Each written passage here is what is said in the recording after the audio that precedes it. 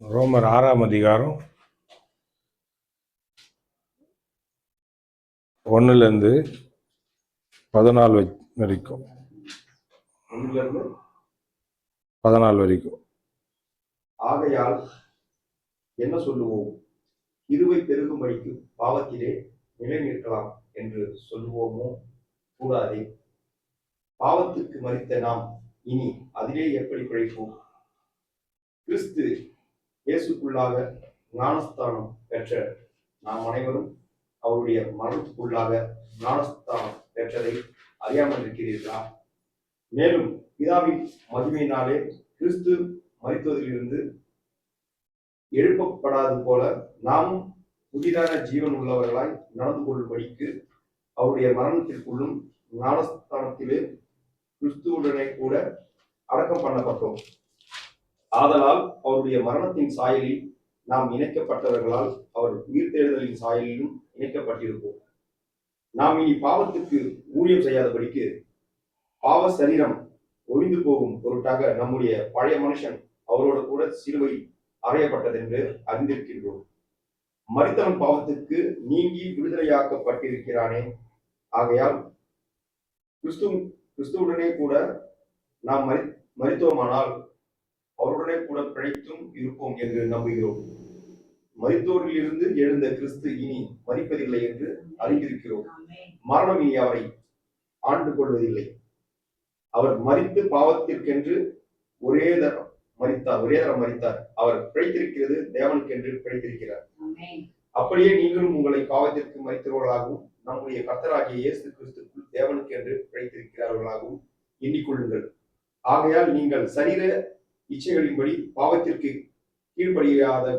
கீழ்ப்படியத்தக்கதாக சாவுக்கேதுவான உங்கள் சரீரத்தில் பாவம் ஆளாதிருப்பதாக.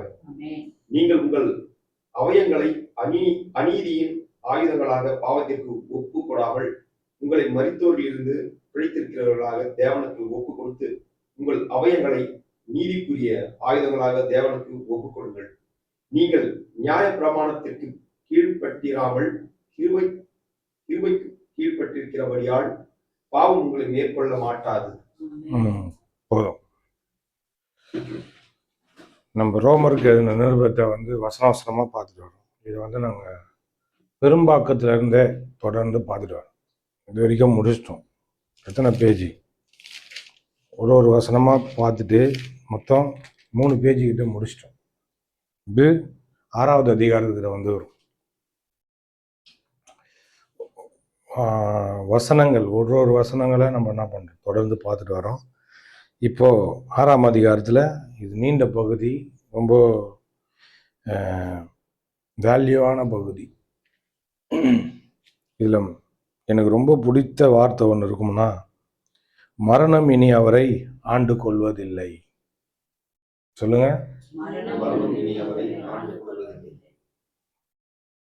மரணத்தை குறித்து சில காரியங்களை நம்ம இங்க பார்ப்போம். மரணம்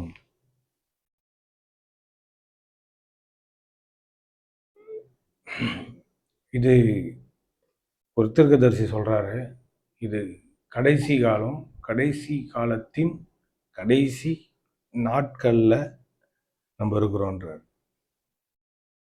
கடைசி காலம்தான். கடைசி காலம்ன்றது, காலம்ன்றது அது ஒரு நாட்களுக்கும் நேரத்துக்கும், நேரம் நாட்கள் காலன்றது ஒரு பெரிய ஒரு இதை குறிக்குது. அநேக நாட்கள் சேர்ந்தது தான் காலம். ஆனால் நம்ம கடைசி நாட்கள்ல இருக்கிறோம் அப்படின்றார். ஓகே, இந்த கடைசி நாட்கள்ல என்ன நடக்க போகுது அப்படின்னா, பரிகரிக்கப்படும் கடைசி சத்துரு மரணம் அப்படின்றார். மரணன்றது நம்மளுக்கு யாரு? ஒரு வில்லன். Hello, மரணன்றது villain. சொல்லுங்க. இல்ல அது இல்ல, வில்லன்.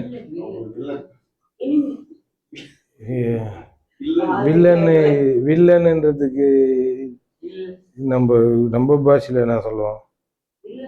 இல்ல, படத்துல என்ன சொல்லுவோம்? எதிரி சொல்லுவோம். இல்லை படத்தில் வேற மாதிரி ஏதோ ஒன்று சொல்லுவோம். நெகட்டிவ் ரோலா? ஆமா. Negative role. படத்தில் வந்து வில்லன் இல்லைன்ற மாதிரி இருக்குது. வில்லன் வில்லன்னா யார்? அவர் மோசமானவர் இல்லை.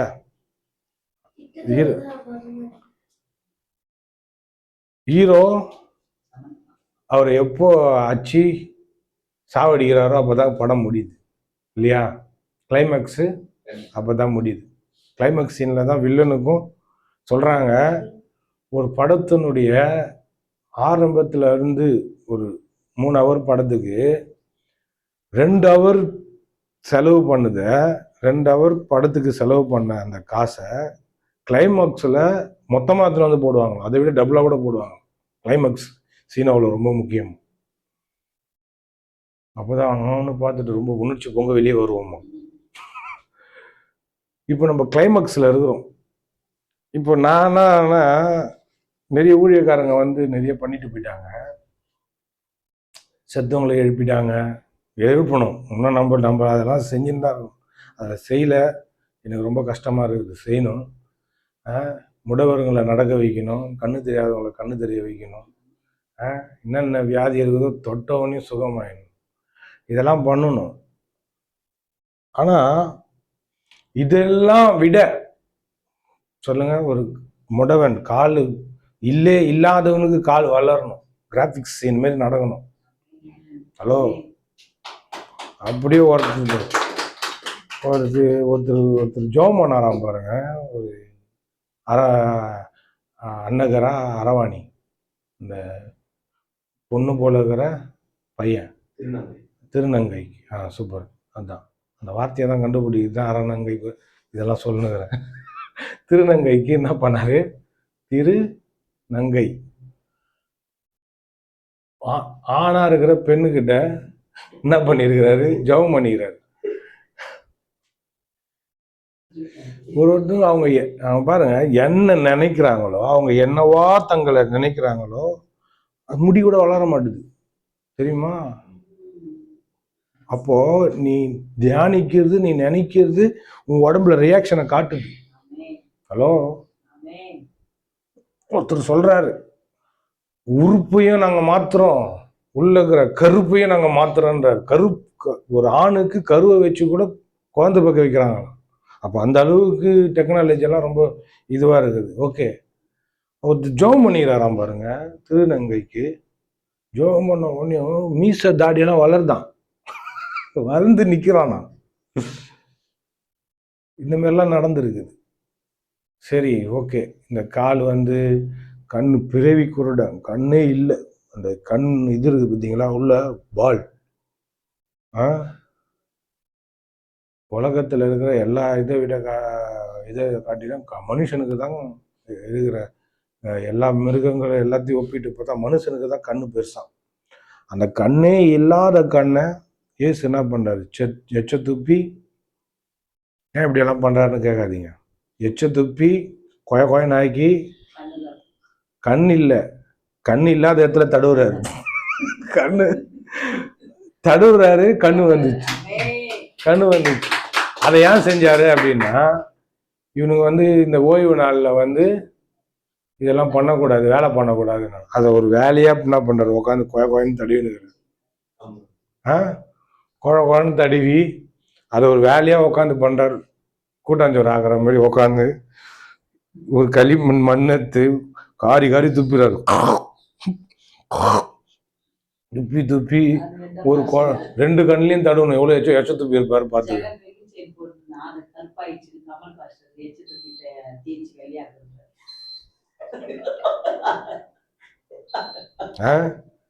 எச்ச துப்பி என்ன பண்றாரு? அப்புறமா பாத்துக்கலாமா அதெல்லாம். என்ன பண்ற? எச்ச துப்பி என்ன பண்றாரு? அவன் கண்ணில் பூசுறாரு, ஒட்டிக்கிச்சது. போய் சீலவாம் குளத்துல போய் கழுவிடான்ட்டார். போடா அப்படியே போடா, மெரினா பீச் அந்த ஸ்விம்மிங் பூல் நாங்கள் போய் கழுவிடான்ட்டார். அவன் போய் அப்படியே போய் கழுவினான் பாருங்க, கண் வந்துச்சு. இப்போ இதெல்லாம் வந்து இயேசுவை பத்தி என்ன சொல்றதுன்னா, இந்த வேதத்தில் எழுதிராத அற்புதங்கள், நிறைய அற்புதங்கள் அவர் என்ன பண்ணிக்கிறாரு, செஞ்சுக்கிறாரு. ஏகப்பட்ட அற்புதங்கள். சரி, ஓகே. இந்த அற்புதங்களை காட்டிலும் இந்த எனக்கெல்லாம் நான்லாம் அதெல்லாம் எதிர்பார்க்கிறேன். யாரு இந்த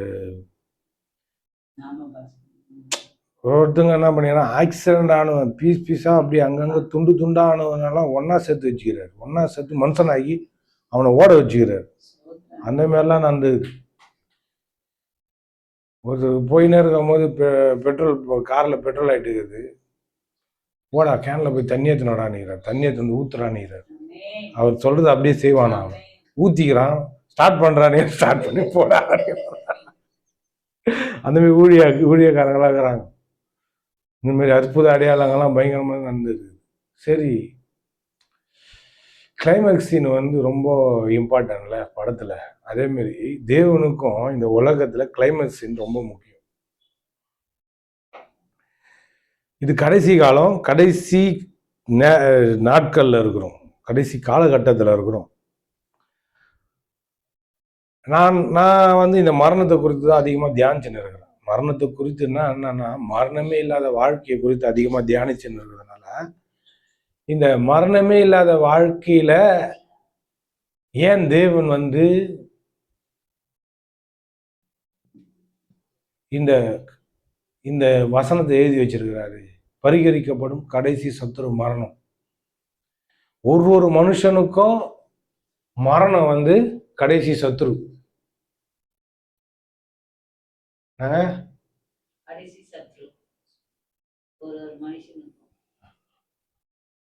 சொல்லுங்க, எனக்கு சத்துரு வந்து மரணம், கடைசி சத்துரு மரணம்.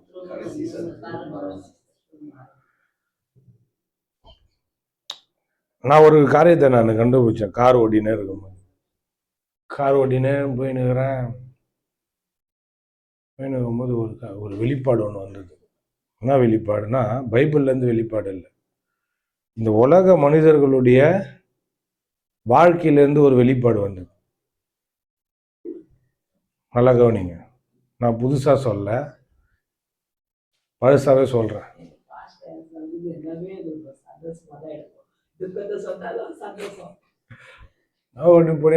திடீர்னு எல்லாருமே என்ன நினைக்கிறாங்க கவனிங்க, பிறந்ததுலேருந்து சாவுறத தான் நினைச்சுக்கிறாங்க. தெரியுமா? வரேன், பிறந்ததுலேருந்து ஒரு குழந்தை பிறகுது அப்படின்னாலே அந்த குழந்தை எதிர்பார்ப்பு என்னது? பிரசவம் சொல்றோம்ல, பிரித்து எழுதுங்க பார்க்கலாம். பிரசவத்தை நீ எப்ப பாரு பிரஸ் பிரிண்டிங்லயே இரு. போர்டு வச்சிடறேன் பாரு உனக்கு. பிரசவம், பிறப்பும் பிளஸ் சாவு, பிரசவம். இதுதான் பிரசவம். புரிஞ்சுக்கினீங்களா? இவ்வளவு நாள் தெரியலன்றீங்களா? இதுதான் பிரிச்சு, ரொம்ப வார்த்தைகள்லாம் பிரிச்சு பிரிச்சு எழுதினு இருக்கணும். சும்மா அப்படியே படிச்சுட்டு போயிடக்கூடாது.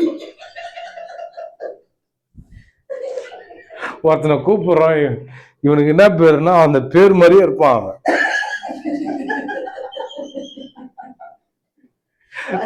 நிஷானா இஷா மாரி இருப்பான்.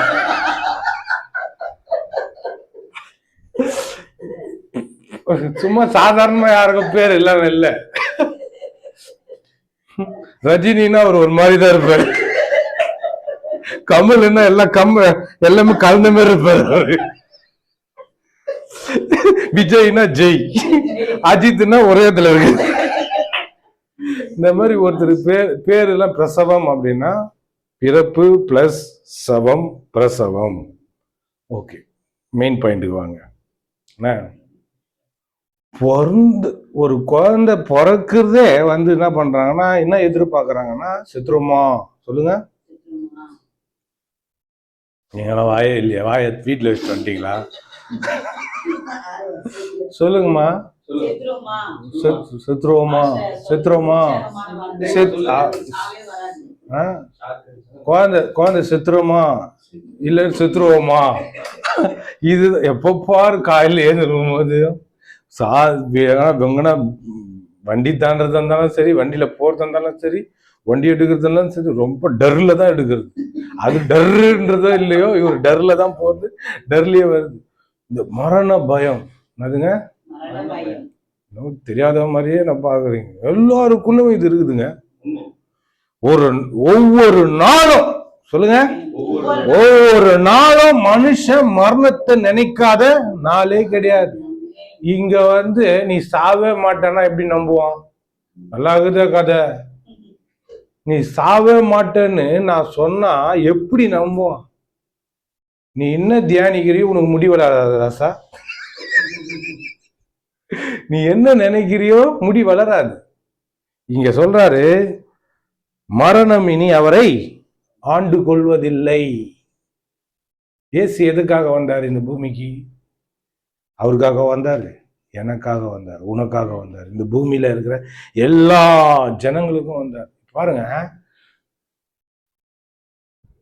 இயேசு ரத்தம் சிந்தின உடனே மனுஷன் வந்து சாவாம இருந்திருக்கலாம். எப்போ இந்த பூமியில வந்து ரத்தம் சிந்தினாரோ சீசர்களே சாவாம இருந்திருக்கலாம். சரி, அதை விடுங்க. பழைய ஏற்பாடுல 2 பேரும் இன்னும் உயிரோட இருக்கிறாங்க தெரியுமா? எலியாவும் ஏனோக்கும். அவங்களே இந்த சரீரத்துல, இந்த பூமிக்குரிய சரீரத்துல, கடவுளுடைய சமூகத்துல இன்னும் உயிரோட இருக்கிறாங்க. பழைய ஏற்பாடு ஊழியக்காரங்க இன்னும் உயிரோட இருக்கிறாங்க. அவன் கடைசியில இந்த சபை எடுத்துக்கொள்ளப்பட நாட்கள் வரும். அப்போ அவங்க வந்து உயிரை விடுவாங்க, சாட்சியா உயிரை விடுவாங்கன்னு பைபிள்ல போட்டிருக்கு. அதை எல்லாருமே பார்ப்பாங்களாம். செல்போன் வராத காலத்திலேயே பைபிள்ல போட்டாச்சு. உலகத்துல இருக்கிற எல்லாமே ஒரே சமயத்துல எல்லாருமே பார்ப்பாங்களாம். கரெக்டு. இவங்க 2 பேர் சாவுறது. ஏன்னா ஓகே பாருங்க, இந்த பூமியில, இந்த உலகத்துல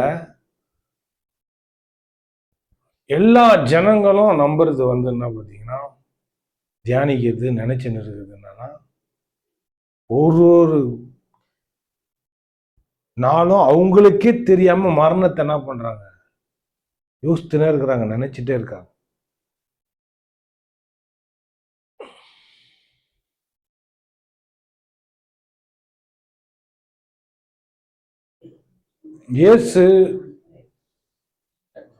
இயேசு இந்த பூமியில வந்து ரத்தத்தை சிந்தின உடனே மரணம் இல்லாத ஒரு வாழ்க்கையை தான் என்ன பண்ணியிருக்காரு, செஞ்சிருக்கிறார்.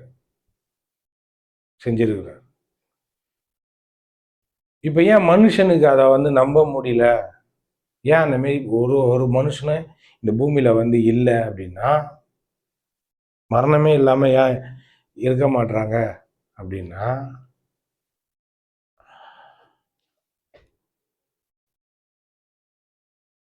பாவத்தினுடைய எண்டு பாயிண்டா தான், பாவத்தினுடைய முடிவே அதுதான், மரணம் தான். பாவத்தின் சம்பளம் மரணம், பாவத்தினுடைய கூலி மரணம். அப்ப அந்த பாவத்தினுடைய அந்த கடைசி மனுஷனை வச்சு வாட்டி வதக்குறது வந்து மரணம். நான் உங்களை கேட்கிறேன், மரணத்தை நினைக்காத நாள் எதனா ஒரு நாளை சொல்லுங்க. நீங்க, நான் மரணத்தை நினைச்சதே கிடையாது, மரணத்தை குறித்து கேள்விப்பட்டதும் கிடையாது, நினைச்சதும் கிடையாதுன்னு யோசித்திருக்கிறீங்களா?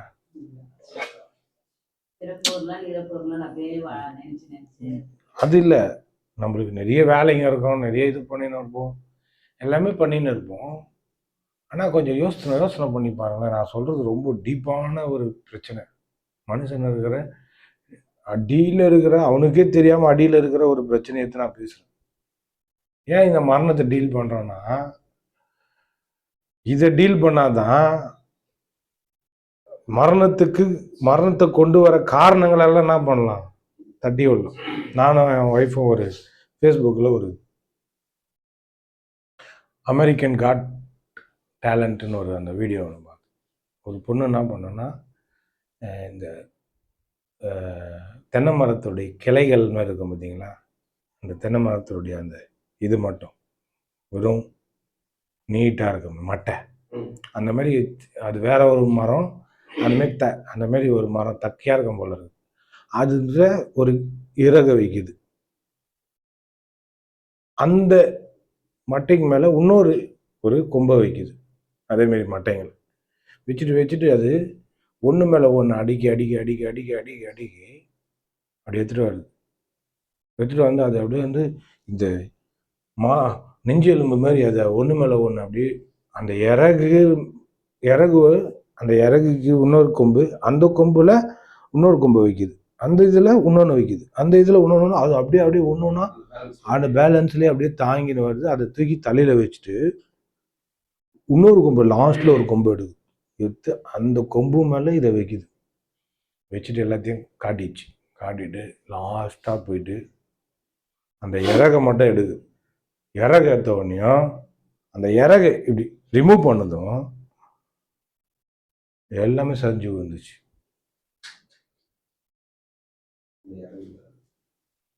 நான் இதிலிருந்து என்ன சொல்ல வருகிறேன் என்றால், இதெல்லாம் தாங்கி நிற்குது பார்த்தீங்களா, தாங்குதுல்ல, அதனுடைய விளைவு அதனுடைய வேருக்கு போனோம். அதை எடுத்துட்டா தாங்கிறதுனா ஆயிடும், விழுந்துடும். சரியா? அதே போலதான் பாவத்தை எடுத்துட்டாரு, அதோட விளைவாகிய மரணத்தையும் எடுத்துட்டாரு. ஓகேவா? பாவத்தை எடுத்தாருன்னா விளைவையும் எடுத்துட்டாருன்னு அர்த்தம். பாருங்க, கொஞ்சம் பேர் தான் இந்த சாவில்லாத ஒரு வாழ்க்கையை பேசிட்டு வராங்க. கொஞ்சம் பேர் தான். எனக்கு தெரிஞ்சு நான் ஒரு பாஸ்டரா இருக்கேன். எத்தனை பேர் பேசுறாங்க அப்படின்னா, வசனம்னா பாருங்க, பைபிள் வசனங்கள் எல்லாத்தையும் நான் நம்புறேன். நீங்க கிறிஸ்தவர்களா இருந்தா வசனங்களை தப்பா வியாக்கியானம் பண்ணக்கூடாது. தப்பா அதை எடுத்து அவங்க இதுக்கு யூஸ் பண்ணுவாங்க.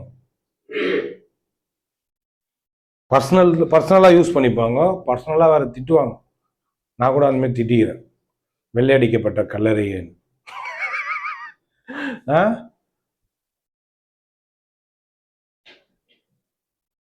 பரிகரிக்கப்படும் கடைசி சத்துரு மரணம் அப்படின்னா இயேசு கிறிஸ்து வந்துருவாரு. வந்தவொடனே 2ஆம் வருகையில வந்தவொடனே என்ன பண்ணுவோம், நம்ம மரணமே இல்லாம அப்படியே ஒருத்தர் மறுரூபமாயி அப்படியே போயிடுவோம் அப்படின்னு நினைச்சுன்னு வரும். அன்னைக்கு சொன்னது போலதான், இயேசு என் மீட்பர் உயிரோடு இருக்கிறார். ஆமென். என் மீட்பர் உயிரோடு இருக்கிறார். மீட்பர்னா என்னது? அவர் எப்படி மனுஷனை சிருஷ்டித்தாரோ அதே போல மனுஷன் இந்த பூமியில வாழணும், இருக்கணும். அதுதான் தேவ சித்தம். இங்க நம்ம பார்க்கிறோம், மரணம் இனி அவரை ஆண்டு கொள்வதில்லை. இங்க இந்த இடத்துல 2 விஷயங்களை பார்க்கலாம். என்னன்னா, பாவத்துக்கும் நீதிக்கும் இருக்கிற ஒரு எதிர்வினையை பார்க்கலாம். இயேசு பாவத்தை சுமந்தார்னா, பாவத்தை ஒண்ணுமே இல்லாம ஆக்கிட்டார்னா, நம்ம நீதிக்கு உட்பட்டு இருக்கிறோம். நீதியின் பாதையில் ஜீவன் உண்டு, அந்த பாதையில் மரணம் இல்லைன்னு வேதம் சொல்லுது. அப்போ நம்ம நீதிக்கு உட்பட்டதுனால மரணம்ன்றது நம்மளுக்கு இல்லாத ஒரு விஷயமாய் போய்விட்டது. ஹலோ, எல்லாம் ஒரு மாதிரி நல்லா ஷார்ட் வீடியோவா போடணும். கவனிங்க, மரணத்தை குறித்து தான் பேச போறேன். இனிமேல் நம்ம வேற விசுவாசத்தை பத்தி பேசலாம், எல்லாத்தையும் பத்தி பேசலாம், சரி. ஆனா இதெல்லாம் தியானிச்சுன்னு வரீங்க. கடவுளுடைய பார்வையில கடைசி சத்துரு இருக்கிறான் பத்தியா, அவனை தூக்குறது தான் அவருடைய கோலு. பா, அவருக்கு வந்து செங்கடலை பிளக்கிறதும் ஈஸி, யோர்தானை பிளக்கிறதும் ஈஸி, சூரியன் சந்திரனால நிக்க வைக்கிறது, பூமி சுத்துற பூமியை அப்படியே ஒரு இடத்துல நிக்க வைக்கிறதுலாம் அவருக்கு வந்து மிகப்பெரிய அற்புதங்கள்லாம் செஞ்சிட்டாரு. அதெல்லாம் ஈஸி. தேவனுக்கு எது நம்ம ரொம்ப கஷ்டம்? ஒரு மனுஷனுடைய மனசை மாத்துறது தான் கஷ்டம். ஆனா அந்த மனுஷனுடைய மனசை மாத்துறதுன்றது எவ்வளவு கஷ்டம்னா, இந்த பூமியில எப்போ பாவம் உள்ள வந்ததோ, பாவம் வந்ததுனால மரணம் வந்தது. அந்த மரணத்தை ஜெயிக்கிறதுக்கு தேவன் போராடி வந்த காலகட்டத்தை பத்தி எவ்வளவு காலகட்டம், எவ்வளவு வருஷங்கள். ஆதாம்ல இருந்து மல்கியா வரைக்கும் பாத்தீங்கன்னா அது ஒரு சொல்றாங்க. ஆதாம்ல இருந்து நோவா வரைக்குமே ஒரு 4000 வருஷம் இருக்கும்ன்றாங்க. 4000-5000 வருஷம் இருக்காங்க. ஒருத்தவங்க சொல்றாங்க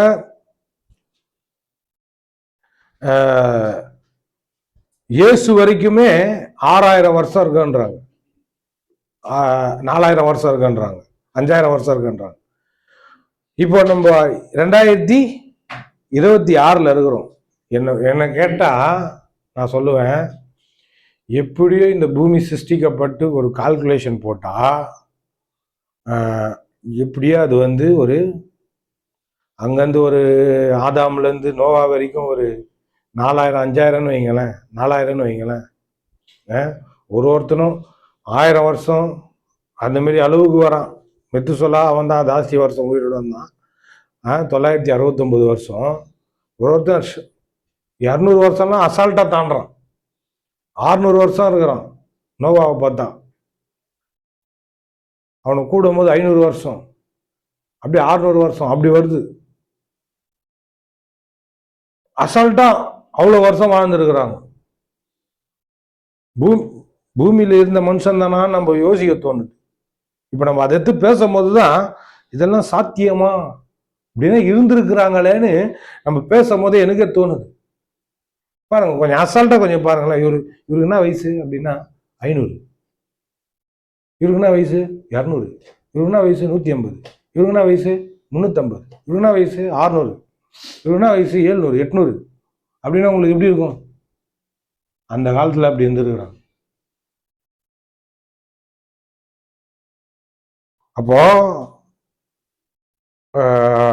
இந்த அந்த ஆதாம்ல இருந்து நோவா காலம் வரைக்கும் பாத்தீங்கன்னா ஒரு 4000 வச்சுங்களேன். நோவாவில இருந்து இயேசு வரைக்கும் பாத்தீங்கன்னா ஒரு 4000 அப்படின்னு வைங்க. இப்ப 2000 ஆயிடுச்சு. மொத்தம் எத்தனை ஆயிடுச்சு? 10,000 வருஷம். சரி, ஓகே, 10,000 தானே கரெக்டா? டோட்டல் தப்பா போட்டேன்னா 4000, 2000, 10,000. நான் ஒரு பைபிள் வச்சிருக்கிறேன். அந்த பைபிளில் பார்த்ததுனால நான் சொல்றேன். ஓகே, சரி, இந்த கால்குலேஷனே வந்து ஒரு 10,000க்குள்ள கூட இருக்கட்டுமே. அப்போ இவ்வளோ காலங்கள்ல மனுஷன் வந்து அந்த பாவத்தின் விளைவாகி அந்த மரணத்தை மேற்கொள்றதுக்கு எவ்வளோ காலம் எடுத்துன்னு வருது. இப்ப நான் பேசும் போதே நம்ப முடியாத சூழ்நிலையில மனுஷங்க இருக்கிறாங்க. ஏன் பேசுற நானே இந்த ஜனங்களால பேசுகிற உங்க முன்னாடியும் சரி, யூடியூப்லயோ ஃபேஸ்புக்லயோ இன்ஸ்டாகிராம்லயோ பார்க்குற உங்க முன்னாடியும் சரி, நான் பேசுற அந்த வார்த்தைய விசுவாசிக்கிறதுக்கும் ஏற்றுக்கொள்றதுக்கும் மனம் போராடுது. இது கள்ள உபதேசம், இது வந்து என்னவோ வருது பாருங்க. பரிகரிக்கப்படும் கடைசி சத்துரு மரணம் அப்படின்னு ஏன் சொன்னார்னா, என் இயேசு கிறிஸ்து மீட்பர் உயிரோடு இருக்கிறார். அவரு மீட்பர். என்ன மீட்பர்னா, ஆதாம நான் எப்படி சிருஷ்டித்தேனோ, உன் அடகு கடையில சேடு என் நகை எப்படி குத்தனோ அதே மாதிரி வரணும். கொஞ்சம் கருப்பா இருந்ததுன்னா கூட உன்னை கொன்றுவேன் நான். ஹலோ, சொல்லுவீங்களா சொல்ல மாட்டீங்களா? அங்க முத்துல ஒண்ணு கூட சிந்த கூடாது, எனக்கு செயின்ல ஒண்ணு கூட என்ன ஆயிடக்கூடாது, டேமேஜா இருக்க கூடாது. நான் எப்படி குத்தனோ அப்படியே வரணும். சொல்லுங்க சொல்லுங்க, எப்படி குத்தணும்? சரிங்க, உங்களுக்கு நீங்க வந்து உங்க பாஷையில நான் சொல்றேன். உங்க வீட்டுல வந்து ஏதோ ஒரு ஃபங்க்ஷனு, ஒரு பாத்திரத்துல என்ன பண்றீங்க, நம்ம நம்ம நம்ம பாஷையிலேயே சொல்லுவோமே, நம்ம தான் குழம்பெல்லாம் வாங்கிக்கிறோம். குழம்பு குத்து அனுப்புறேன், நீங்க நசுக்கி குத்து அனுப்புறீங்க. குழம்புக்கு கிண்ணம் தானே சொல்லுவோம், இல்லை குண்டான்ல வாங்கி போறீங்களா? கிண்ணத்துல சாப்பாடு தட்டோட சேர்த்து கிண்ணத்தையும் தரேன். அதுல ஒண்ணு டேமேஜ் ஆனாலும் நான் உங்களை விட மாட்டேன். சாதாரண தட்டுக்கும் கிண்ணத்துக்கும் இவ்வளவு அக்கறை உள்ள நீ, ஹலோ, நான் தானா? சாதாரண கிண்ணத்துக்கும் தட்டுக்கும் அக்கறை காட்டுற நீ, இவ்வளவு பெரிய சரீரத்தை, இவ்வளவு வேல்யூவான சரீரத்தை, அவ்வளோ விசேஷித்த சரீரத்தை, அந்த சரீரத்தை பாதிக்கக்கூடிய மரணத்தை அனுமதிப்ப அப்படின்னா நீ எவ்வளவு பெரிய மோசமான கேடி, இவ்வளவு மோசமான ஆள் நீ. அவ்வளோ அவ்வளோ உனக்கு கேவலமா போச்சு சரீரம். கேக்குது, நல்லா புரியுதா? புரியுது போல, புரியணும். இதை விட்டு கொடு, ஒரு நகையை விடுங்க, ஒரு கிண்ணம், ஒரு சொம்பு கிளாஸ கூட விட மாட்டோம் நம்ம. அப்படின்னா பாவமா போடும்.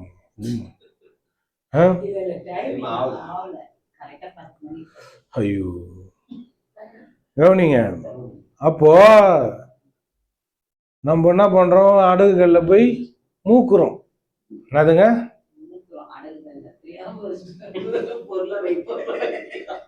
நான் உங்ககிட்ட கிண்ணம் அந்த தட்டை குத்துற, உங்ககிட்ட இருந்து நான் மூக்குறேன்.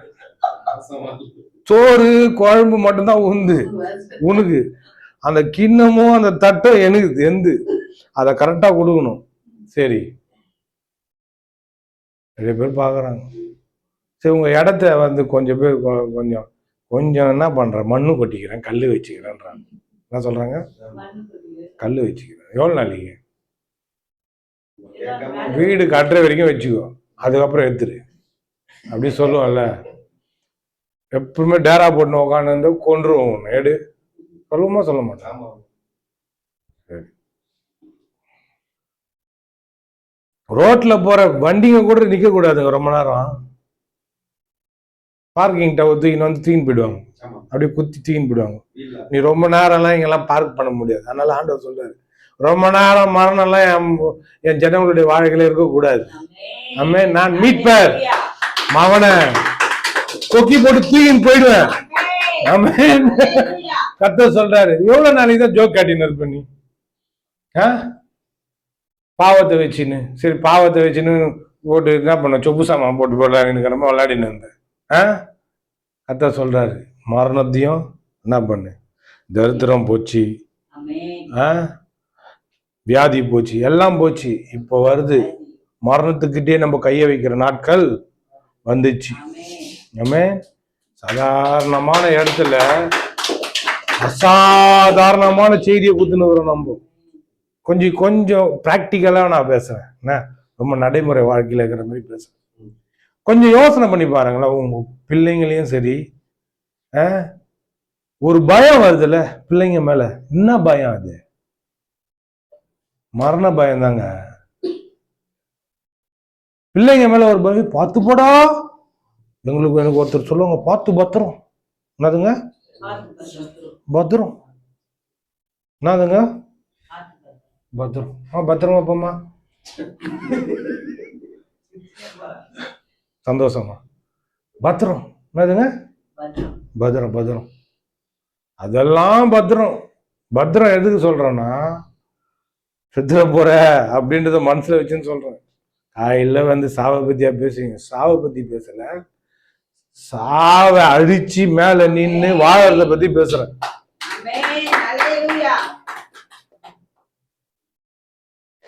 ஓகேவா? நான் பேசினுக்கிறீங்க, 2 பேரும் தனித்தனியா பிரிச்சு பிரித்து எழுதுக. உங்களை நாளில இருந்து பிரித்து தான் வைக்கணும். கவனிங்க, அவங்களுக்கு புரியுதோ புரியலையோ, எனக்கு நல்லா புரியுது. தயவு செய்து கொஞ்சம் கேளு. எப்ப பாரு இதேதான் யோசிச்சுன்னுக்குறோம். சூப்பர், தூக்கம் வந்துச்சா? குளிர்தா? எதனா ஒரு காரணம் இருக்கும். என்ன பண்றாரு கர்த்தர்? பாக்குறாரு, நான் ஆதாமை எப்படி உண்டாகினேன்? சாவே இல்லாத ஒரு வாழ்க்கையில தான் உண்டாகினேன். எனக்கு நான் எல்லாத்தையும் ரத்தத்தை சிந்தி ஜீவனை கொடுத்துருக்கிறேன். அதுக்கான ரிசல்ட் எனக்கு வேணும்ன்றாரு. நான் கொடுத்த கிரயத்துக்கான ரிசல்ட் எனக்கு வேணும். அப்படின்னா ரிசல்ட் என்ன? ரிசல்ட் சாவே இல்லாத ஒரு வாழ்க்கை தான் ரிசல்ட். ஜீவாதிபதியை கொலை செஞ்சீங்கன்னு பேதுரு சொல்றான். ஜீவாதிபதினா என்னது? ஜீவனுக்கெல்லாம் அதிபதி, எல்லாத்துக்கும் அவர்தான் ஆதாரம், அவர்தான் முதல் காரணம். அவர் ஜீவனே கொடுத்தாருன்னா எதுக்காக கொடுத்தாரு? நீ ஜீவனா இருக்கணும், நீ ஜீவன் உள்ளவனா இருக்கணும், நீ சாவே கூடாதுதான் கொடுத்தாரு. மரணமே இல்லாத ஒரு வாழ்க்கையை வாழணும் தான் கொடுத்தாரு. இதை தொடர்ந்து பேசணும்ன்றாரு. எனக்கு வசனத்துல நான் வேற எதனா பேசலாம். நான் இதுல நிறைய சப்ஜெக்ட் இருக்குது. உள்ள என்னென்ன சப்ஜெக்ட் இது மாதிரி இருக்குது? ஞானஸ்தானம் இருக்குது, பாவத்தை பத்தி இருக்குது, நீதியை பத்தி இருக்குது, அடக்கத்தை பத்தியும் இருக்குது, ஒப்பு கொடுத்தல் பத்தி இருக்குது, சரீரத்தை பத்தி இருக்குது, எல்லாமே இருக்குது. இது உள்ள நிறைய பேசலாம். ஆனா நான் மரணத்தை மட்டும் எடுத்து பேசுறேன்னா இதுதான் நம்ம புரிஞ்சிக்க வேண்டிய சப்ஜெக்ட். கொஞ்சம் யோசித்து இருக்கிறீங்களா? நம்ம யாரெல்லாம் நம்ம நேசிக்கிற ஆட்கள் நம்ம பாக்குறோமோ, ஒரு பயம் ஒண்ணு வருதுன்னா அந்த பயம் மரண பயம். அவங்க நம்மளை விட்டு போயிடுவாங்களா, எதனா ஆயிடுமா, இந்த மாதிரி உன்னையே நீ பார்க்க முடியாம, ஒண்ணுமே நீ பார்த்துக்கொள்ள முடியாத ஒரு மனப்போக்கில் இருக்கிறியே அப்படின்னு நம்ம வேதனைப்படுறோம். ஏன் வேதனைப்படுறோம்னா அந்த மரணத்தினுடைய எண்டு ரிசல்ட்டை வச்சுதான் வேதனைப்படுறாங்க எல்லாருமே. சாதாரணமா நான் பேசுறேன், எவ்வளவு பெரிய விஷயத்த பேசுறேன் தெரியுமா? மரணம் இனி அவரை ஆண்டு கொள்வதில்லை. சொல்லுங்க, இயேசு எப்படி உயிர் தெழுந்து மரணமே இல்லாத ஒரு வாழ்க்கையை வாழறாரோ அதே வாழ்க்கையை தான் நம்மளுக்கு வாழ சொல்லி எதிர்பார்க்கிறோம். மரித்தார் எதுக்காகனா பாவத்துக்காக ஒரே தரம் மரித்தார். இப்ப பிழைத்திருக்கிறார். எதுக்காக பிழைத்திருக்கிறார்னா எல்லாத்தையும் ஜெயிச்சவரா பிழைத்திருக்கிறார். இயேசுவை இட்டு வந்து மறுபடியும் சிலுவையில் அறைய முடியாது, அவரை எரிக்க முடியாது, அவரை எதுவுமே பண்ண முடியாது. எதுவுமே பண்ண முடியாத ஒரு இடத்துல இருக்கிறார். அந்த இடம் பேர் தான் உயிர்த்தெழுதலின் வல்லமை. அந்த உயிர்த்தெழுதலின் வல்லமைக்குள்ள நம்ம இருக்கிறோம். இயேசு ஏற்றுக்கொண்டோம். இயேசுவே நான் பாவி, என் வாழ்க்கையில வாங்க, என்னை காப்பாத்துங்கன்னு சொன்னோம். அதுல என்ன அடங்கி இருக்குது தெரியுமா? இந்த பாவம் என்னை மரணத்துக்குள்ள கொண்டு போகுது ஆண்டவரே, எனக்கு கொஞ்சம் கொஞ்சமா சாவடிச்சுட்டு இருக்குது, நான் இறந்து கொண்டே இருக்கிறேன். இந்த இறப்பிலிருந்து, இந்த மரணத்திலிருந்து, இந்த பாவத்திலிருந்து எனக்கு விடுதலை கொடுங்கன்னு நம்ம கேட்டோம். அதுல என்னத்தமா அடங்கி இருக்குது? நான் இதுல நல்லா வாழும்படி எனக்கு உதவி செய்யுங்கன்னு கேட்டோம். ஆனா நிறைய பேர் என்ன பண்ணின்னு இருக்கிறாங்கன்னா, நல்லா வாழுதுன்னா கொஞ்ச நாள் நல்லா வாழ்ந்து அப்புறமா கல்லறையில போய் தூங்குறதுன்னு நினைச்சுன்னுக்கிறாங்க. அதுவும் கிடையாது. நீ நித்திய ஜீவகாலமா, அது பேர் தான் சொல்ற. ஆமா, சூப்பர். இயேசு என்ன ஜீவனை கொடுத்துருக்காரு? நித்திய ஜீவன். சொல்லுங்க, பேரே இருக்குது, சபை பேர் நித்திய ஜீவன் சபை. சூப்பர் பேரு. நித்திய ஜீவன். சொல்லுங்க நல்லா சத்தமா. என்ன ஜீவன்? அது பேரு நித்திய ஜீவன். நம்மளுக்குள்ள இருக்கிற என்ன ஜீவன்? மறுபடியும் பிறந்த ஆவி பேரு என்னது? அப்போ அதுலயே வந்துருது நித்தியம்னு. நித்தியம் என்னது? காலத்துக்கும் நேரத்துக்கும் நாட்களுக்கும் வருஷத்துக்கும் அப்பாற்பட்ட வார்த்தை தான் நித்தியம். ஒருத்தர் வந்து இப்படி சொன்னாரு, பாருங்க சொல்றேன், தேவனுடைய சாயலும் தேவனுடைய ரூபத்தின்படி உண்டாக்கப்பட்ட நம்ம அப்படின்னு நம்ம சொல்லிட்டு போயிடுறோம். அந்த வசனம் நம்ம சொல்லிட்டு போயிடுறோம். தேவனுடைய சாயலின்படி அவரை போலவே உண்டாக்கப்பட்டோம். பாருங்க, தேவன் நம்மளை வந்து காலத்துக்கும் நேரத்துக்கும் நாட்களுக்கும் வருஷத்துக்கும் அப்பாற்பட்டு தான் நம்மளை உண்டாக்கி இருக்கிறார். ஆதாம் ஏவாளையும் அப்படிதான் உண்டாக்குனார். ஒருத்தர் வந்து ஒரு அவர் வந்து பாஸ்டர், எதிர்க்க உட்கார்ந்து இருக்கிற ஸ்டூடெண்ட்டுங்களும் தத்துவ ஞானிகளும் நல்லா ஒரு நல்லா படித்த அறிவாளிங்க. நான் வர்ஷிப்பில் சொன்ன பத்தியா, மண்டை ஃபுல்லாக அறிவு, அறிவு பெருத்தவன் நோவு பெருத்தவன், நிறைய அறிவு, கொச்சன்னு அறிவு உட்காந்துக்கிறாங்க. சொல்றாரு, கடவுள் எப்போ வந்தாரு சொல்லுங்க.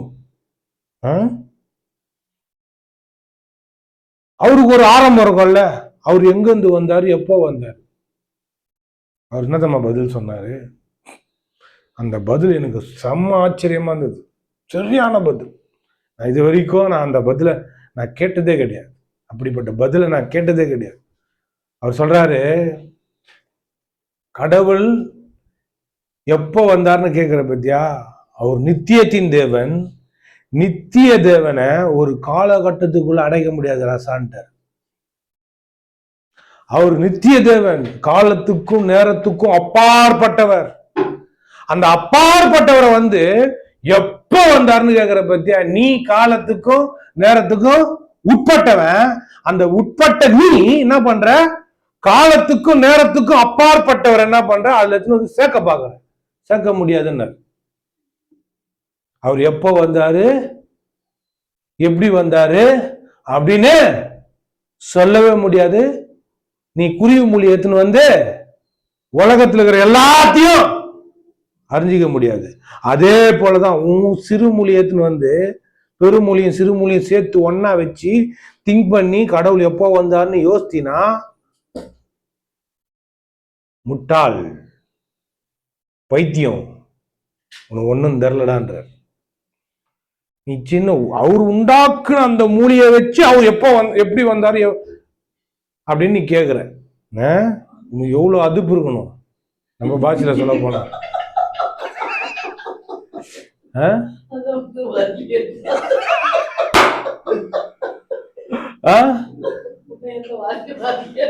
இல்ல நான் கேக்குறேன், நீ இல்ல கடவுள் எப்போ வந்தார் தெரிஞ்சு என்ன பண்ண போற? அங்க போய் நிக்க போறியா? இல்ல வேற, நான் ஒரு வாழ்க்கையினுடைய அந்த சூத்திர இது வாழ்க்கையினுடைய அந்த சூத்திரத்தை சொல்றேன் கேளுங்களேன். ஒருத்தனுக்கு நம்ம இடத்த கொடுக்குறோம், ஒருத்தனை வளர்த்து விடுறோம், ஒருத்தனை நல்லா வந்து நம்ம வந்து ரொம்ப கேர் பண்ணி பார்த்து அவனுக்கு தேவையெல்லாம் சந்திச்சு இது பண்றோம். கடைசியில பார்த்தா அதுவே நம்மளுக்கு எதிர்த்து நிக்குது.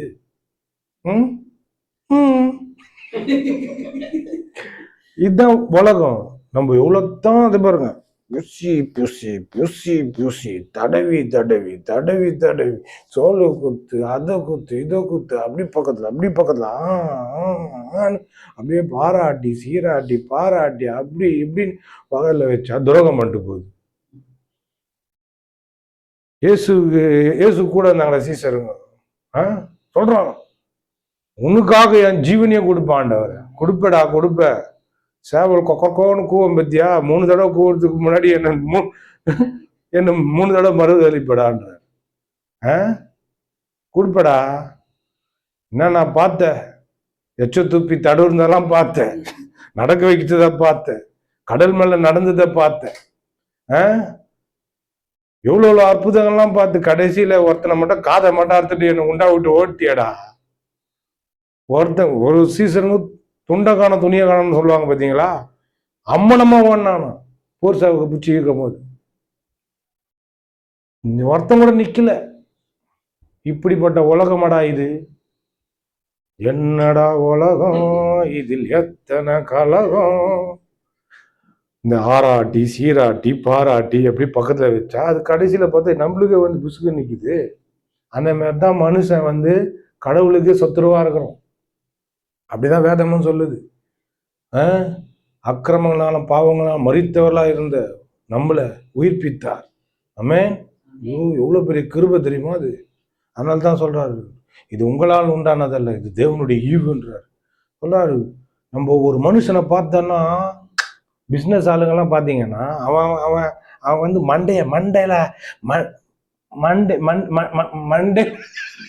மண்டையில வேலை செய்யறவங்க யாரு? பிஸ்னஸ் ஆளுங்க எல்லாமே. பிஸ்னஸ் ஆளுங்க நல்லா தெரிஞ்சுங்க, அவன் ஒருத்தனையும் நம்ப மாட்டான். ஆனா ஒருத்தனை நல்லா நம்புவான். ஒருத்தனையும் நம்ப மாட்டான், ஒருத்தனை நல்லா நம்புவான். கூட வச்சு கழுத்து அறுப்பான். மனுஷனை நம்பவே மாட்டான். உன்னால எவ்வளவு ஆக முடியுமோ உள்ள போட்டு உறிஞ்சு உறிஞ்சு உறிஞ்சு உறிஞ்சு உறிஞ்சு உறிஞ்சு உறிஞ்சு உறிஞ்சு உறிஞ்சு உறிஞ்சு உறிஞ்சு எடுப்பான். உறிஞ்சு எடுப்பான். உறிஞ்சு எடுத்து உன்னால எதுவுமே ஆகலையா, காத்து தூக்கி போட. அவனால புரிஞ்சு நம்ம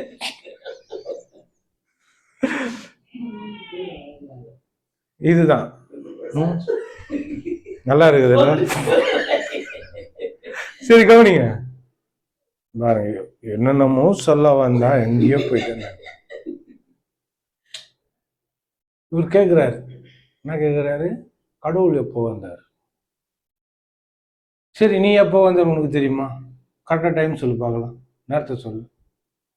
உங்க அப்பா வந்து உங்க அம்மாவும் உங்க அப்பாவும் ஒன்னா ஆகும்போது நீ உண்டானல்ல, அதை கரெக்டா சொல்றா. நீ கரெக்டா சொல்றேன் நானு. நம்ம இப்படி மாரி கடவுள் எப்போ வந்தாரு, எப்படி வந்தாரு உனக்கு தெரியுமா? சொல்லுனாங்கன்னா, ஏய் நீ சொல்றா, நீ எப்படா உண்டு கருவுல உண்டான சொல்றா, உனக்கு தெரியுமாடா? உங்க அப்பா அம்மாவுக்கு தெரியுமாடா? தெரியாது இல்ல, எனக்கும் தெரியாது. போடா போடா, யார வேணா கூட்டினாடான்னு ஒருத்தர் சொல்லுவாரு. யார வேணா கூட்டினா போ இதான் எங்க அம்மாவை கூட்டினாரு, எங்க அப்பாவை கூட்டினாடா போடா. பாருங்க, இது எதுக்காக சொன்ன? எதுக்கோ சொல்ல வந்தேன், எதுவும் சொல்ல போச்சு. இப்படிப்பட்ட ஆட்கள் இந்த உலகத்துல இருக்கிற ஆட்கள், தலை தெரியாது, வால் தெரியாது, இந்த மாதிரி எல்லாமே இருக்கிறாங்க. இந்த மரணத்தை பத்தியே நினைச்சுன்னு இருக்குது. காலையில எழுந்த உடனே தூங்குற வரைக்கும் இவங்களுக்கு பின்னாடி அவங்களுக்கே தெரியாம மரணம் சிந்தை ஓடினே இருக்குது. நீங்க நினைச்சுக்கலாம், நான் வேற எதையோ தானே சிந்திக்கிறேன், வியாதியை பத்தி தானே நான் பயப்படுறேன், நான் போறது எதனோ வந்து விபத்து நடந்துருமோ தானே பயப்படுறேன் அப்படின்னு நீங்க சொல்லலாம். இல்லைங்க, நீங்க அதுக்காக பயப்பில்லைங்க, சாவு வந்துருமோன்னு அடியில இருந்து உங்களுக்கு தூண்டி அந்த பயம் வந்து பார்த்து போவோம், பத்திரமா போவோம் அப்படி சொல்றீங்க நீங்க. மரணம்னா நான் மாடல்ல வந்து உங்களுக்கு டிஸ்கோ சாந்தி மாரி காட்டுது, சிலுக்கு மாரி. எவனா எதனா ஏத்தானா அவங்க அம்மா சீட்டுக்கு இந்த மாதிரி சிலுக்கு மாதிரி வந்து நிக்குது, அப்படி ரொம்ப கவர்ச்சியா நிக்குது. மானானா அது எல்லாருக்கும் வர்றதோன வீட்டுக்கு வீடு வாசப்படித்தானே. ஆண்டவர் அங்க வந்து பாக்குறாரு, இவ்வளவு நாலு ஜோக்கு. அப்படி நம்ம எல்லாரும் சாவுனா கூட விடக்கூடாது. அவனை நீ சாவே கூடாது, அவன் கூட ஒரு கடைசி என்னை விட்டு நான் போறேன், உங்ககிட்ட நிம்மதியா என்னால வாழ முடியல, விட. எங்க போற, எங்கேயும் போக கூடாதுவா, உன்னை நிம்மதியாவே இருக்க விட மாட்டேன். இந்த மாதிரி இது வந்து பிராக்டிக்கலா நான் சொல்றது. கொஞ்சம் கொஞ்சம் உங்களுக்குள்ள அது தன்னாலேயே சொல்லுங்க, தன்னாலேயே ஊறுது, அப்படியே ஊறி இருக்குது. ஊறி போய் அது வேற விதமா வந்து வேற ரகத்துல வந்து தெரியுது, வேற ரகத்துல வந்து தெரியுது. அது என்ன சொல்ற, நான் அப்படி நினைக்கலையே அப்படின்ற.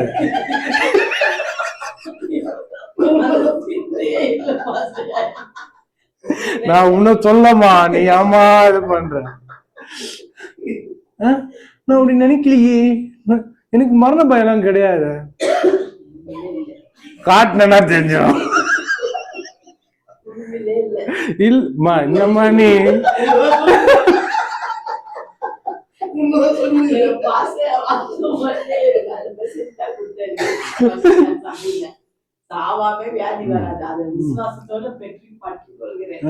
சொன்ன. ஆமா, நீ சொன்ன சொன்னார்ல, சொன்னார்ல, இதை விசுவாசிக்கிறாயா? இப்ப நான் இவ்வளவு பேசுனேன், இதை விசுவாசிக்கிறீங்களா? என்ன தலையாட்டுறீங்கன்னு எனக்கு நல்லா தெரியும். நல்லா ஊறி போய் எனக்கே சில சமயத்துல என்ன எனக்கு நான் மட்டும் தனியா தெரியுறேன். ஒருத்தர் சொல்றாரு, ஒரு இதுவா அப்படியே ஒரு இதுவா பேசினவன்ட்டு, இதுல வேற நான் சாவாமை வேற பேசுறேன், இந்த கர்மங்களெல்லாம் வேற பார்த்துனுங்கிறத எவ்வளவு நாள் பார்த்துட்டு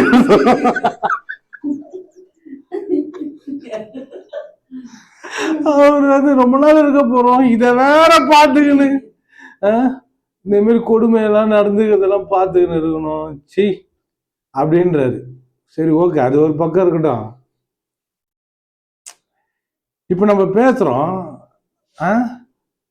நான் பாக்குறேன், தெருவில் நடந்து போகும்போதும் சரி, ரோட்ல நடந்து போகும்போதும் சரி, ஒரு ஒன்று ஏதோ பின்னாடி உக்காந்துக்கும், முன்னாடி உக்காந்துக்கும், பார்த்து பார்த்து பார்த்து பார்த்து பார்த்து பார்த்து பார்த்து பார்த்து பார்த்து பார்த்து பார்த்து நம்ம என் காதில் என்ன சித்திரப்புறான்னு போயிடுது. எனக்கு 3 குழந்தைங்க இருக்குது, எனக்கு ஒரு பொண்டாட்டி இருக்குது, உன் கூட சேர்ந்து நானும் தான் வரேன், நானும் நல்லா இருக்கணும் தான் பார்க்குறேன், கொஞ்சம் அடிக்கணும் அமைக்கணும் பார்த்து பார்த்து பார்த்து. ஏர்போர்ட்டுக்கு போனேன், நெதர்லாந்து போறீங்க, ஏர்போர்ட்டுக்கு போனேன்னு சொல்லிட்டேன், டைமு அங்கே கரெக்ட் டைமில் அங்கே போகணும், ஸ்பீடாக ஓட்டுறோம் பயப்படாதுன்னு சொல்லிட்டேன். அப்போ என்ன பண்ணணும், கம்முன்னு கரெக்டாக அதை பாருங்க, இவ்வளோ கேப்பு தான், இவ்வளோ கேப் இருக்குன்னு நினைக்கிறேன், இவ்வளோ கேப்பு தான் என் வண்டி போகிறதுக்கு, இவ்வளோ கேப்பு தான் அந்த பக்கமும் இந்த பக்கமும், காரு போகிறதுக்கு இவ்வளோ கேப்பு தான், இவ்வளோ சின்ன கேப்பு தான், அதில் சடுக்குன்னு போகிறேன். நீ நினச்சிக்க தேவையில்ல இவன் எவ்வளோ பெரிய ஜிலாலங்கடி கேடின்னு. நான் கேட்குறேன், நான் இப்படி ஓட்டுறேன்னு ஒரு சில இதுலலாம் நீங்கள் என்னை பார்த்தீங்களே, எப்படி டேர்ன் பண்ண, எப்படி போகிறேன், அதெல்லாம் நீங்கள் ஜட்ஜ் பண்ண மாட்டீங்கன்னு சொல்லிட்டு தொடையில தட்டி சொன்னான். உனக்கு இன்னுமா என்னை யார் என்று தெரியவில்லை, இட்டுன்னு போயிட்டு கரெக்ட் டைமில் விட்டேன் பாரு, 2 நிமிஷம் முன்னாடியே விட்டேன். இதே வேற ஒருத்தனா இருந்தால் உன் ஃப்ளைட் டிக்கெட்லாம் கேன்சல் இதுவாகிட்டு இருக்கும்.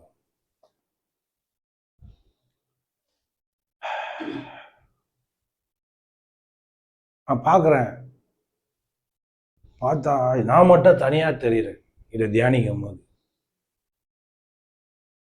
நோவா பேசினுக்கும் போது இப்படி தான் பேசியிருப்பான், மழை வரப்போகுதுடா, சாவ போறீங்கடான்னு பேசியிருப்பான். நான் என்ன சொல்கிறேன், உயிராக இருக்கலாம்னு சொல்கிறேன். இதுங்க என்ன இருந்து, நான் எப்படி உயிராக இருக்கிறது, நான் எப்படி சாவாமல் இருக்கிறது அப்படின்றது. அவன் சாவ போகிறான்னு பேசினான், நான் உயிராக இருக்கிறத பற்றி பேசுகிறேன். நம்புறதுக்கு ஆள் இல்லை, நான் மட்டும் படகிலே, நம்பின அந்த 8 பேர் மட்டும் படகிலே. ஆமேன் ஆமேன். யாரெல்லாம் இருக்கிறீங்க? 8 பேர் மட்டும் காப்பாற்றப்பட்டாங்களாம். நோவா குடும்பத்தில் இருந்த 8 பேர் மாத்திரம் காக்கப்பட்டார்கள். அவன் மனைவி, 3 பிள்ளைங்க, மருமகள். 6, 2, 8 பேர் மட்டும். நம்ப மாட்டாங்க. ஏன்னா கொடுக்கப்பட்ட கிரயத்தை குறித்த அறிவு இல்லை. யாரு செத்தா சும்மா நீ பேசிட்டு போயிடக்கூடாது. இயேசு கடவுள் எனக்காக உயிரை விட்டார்னு பேசிட்டு அசால்ட்டா போற. அவர் சொல்றாரு, அதுக்கு மட்டும் இல்லை நான் வரல, உனக்கு வாழ்வழிகள் மட்டும் உனக்கு ஆசீர்வாதம் சுகத்தை கொடுக்கறதுக்காக மட்டும் வரல, நீ சாவாம நித்தியமா வாழறதுக்காக என் ஜீவனையே கொடுத்துருக்குறேன். சும்மா பேசிட்டு அப்படியே போயிடாத. இயேசு கிறிஸ்து எனக்காக மரித்தார் சொல்லிட்டு போறதுக்காக நான் வந்தேன். கொஞ்சம் இது எப்படி இருக்குதுன்னா, எங்க ஓடுறீங்க வா. படத்தை எவ்வளவு சீக்கிரம் முடிக்கலான்னு பாக்குறேன். இது அதாவது தேவன் வந்து சொல்றாரு லாஸ்ட் வெளிப்படுத்தல்ல, எக்காலம், மொத்தம் 7 எக்காலங்கள். எக்காலம் ஊத ஊத ஊத ஊத ஒரு தூதன் வருவான். ஆமென். ஒரு தூதன் வந்து ஒரு எக்காலத்தை ஊதுவான். அக்னி, கடல், அந்த மாதிரி ஒரு இது சம்பவம், வானத்திலிருந்து சில காரியங்கள், மாற்றங்கள், இந்த மாதிரியான உலகத்துல சில இதெல்லாம் நடக்கும். ஆண்டவர் தூதனா எக்காலத்தை ஊதி இருக்கிறாரு. அததான் இன்னொருத்தரும் சொல்லின்னு வர்றாரு. எக்காலம் உன்னை நம்ம வரைஞ்சி இங்க வைக்கணும். இந்த பக்கம் நீ கூகுள்ல போடு, எக்காலத்தை பத்தி போடு. ஆமா, ஆடுனுடைய அந்த கொம்பு வளைஞ்சிருக்கும். ஆடு கொம்பு, அது மனையில என்ன பண்ணிப்பாங்க, அதான் எக்காலம். அது சூப்பரா இருக்கும். அது இந்த ஒரு ஸ்டிக்கர் மாதிரி போட்டலாம் சிலுவை பக்கத்துல. எக்காலம் எப்போ ஊதுவாங்க அப்படின்னா, போர் ஆரம்பம் பண்றதுக்கும் போர் முடியறதுக்கும் ஊதுவாங்க. சொல்லுங்க.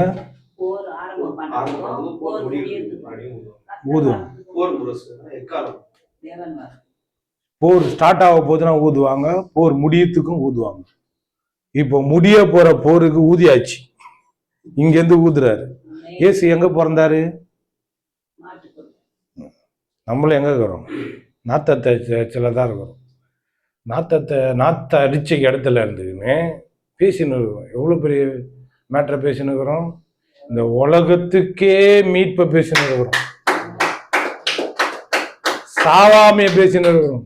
நித்திய ஜீவனை பேசின்னு இருக்கிறோம். நித்தியமா இந்த பூமியிலே வாழ்றத பத்தி பேசின்னு இருக்கிறோம். இயேசு எங்க பிறந்தாரு? மறுபடியும் சொல்லுங்க. மாட்டுக்கோடு. அவர் யாரு? தேவனுடைய குமாரன். அவர் யாரு? இந்த வானத்தையும் பூமியும் அண்ட சராசரங்களும் படைத்த தேவன். எங்க இருந்தாரு? சாதாரணமான இடத்துல இருந்தார். புரிஞ்சிச்சா? சாதாரணமான இடத்துல இருந்து விசேஷித்த அசாதாரணமான காரியங்களை பேசின்னு இருக்கிறோம். ஆமென். இது உலகம் முழுவதும் போகணும். உலகத்துல எல்லாரும் இப்ப நீங்க தெரிஞ்சுக்கிறீங்க. மீட்பர்னு சொல்றேன், உங்களுக்கு தெரிய தேவையில்ல. நான் சொல்றேன், ஒரு மீட்பர், என் மீட்பர் உயிரோடு இருக்கிறாருன்னா, அவர் மீட்பர் எப்படி எனக்கு வேணுமோ அப்படிதான் வேணும்னு வைராக்கியம் கொண்ட தேவன். இப்படிதான் இருக்கணும்னு அவர் விரும்புறார். பேசும்போது எனக்கு வானத்துல இருந்து வந்த வல்லமை உள்ள பூந்த மாதிரி இருக்குது. இப்படிதான் நான் விரும்புறேன், இப்படிதான் எனக்கு சித்தம், இதுதான் என்னுடைய வாஞ்ச, என்னுடைய ஆசைன்ற. நீ சாவாம இருக்குது. ஆமென். இந்த சாவாமன்றத கூட எடுத்து நான் தப்பான வார்த்தை. நித்தியமா வாழ். ஆமென். ஜீவன் உள்ளவனா இருக்கு. ஜீவன் உள்ளவனா இருக்கு. ஆமென். மரணம் இனி அவரை ஆண்டு கொள்வதில்லை. ஆமென். எப்படி இயேசு கிறிஸ்து மரித்து உயிர் தெழுந்த அந்த மகிமையில இருக்கிறாரோ, மரணம் எப்படி அவரை ஆண்டு கொள்ள முடியாதோ, அதே போல எனக்காக மரித்த இயேசு கிறிஸ்து அவர் எப்படி மரணம் ஆண்டு கொள்வதில்லையோ, அதே போல என்னையும் மரணம் ஆண்டு கொள்வதில்லை. ஏன்னா என்கிட்ட பாவம் இல்லை. ஏன்னா நீதி தான் இருக்குது, தேவ நீதி தான் இருக்குது. அதனால என்னை மரணம் ஆண்டு கொள்வதில்லை. ஆமென். கட் பண்ணிட்டு worship you, Lord. Praise you, Jesus.